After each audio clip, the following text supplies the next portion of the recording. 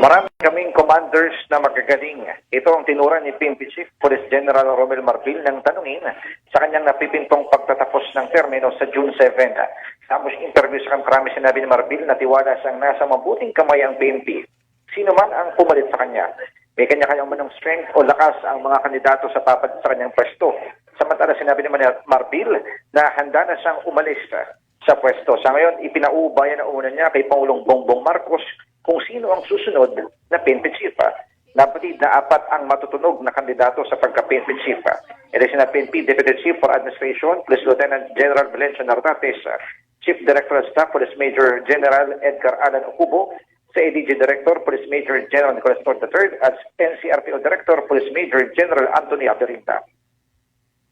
Ang inyong kapuso Mark Makalaladang GMA, Super Radio, DCWB, dapat totoo. Super Balita sa Tanghali, Nation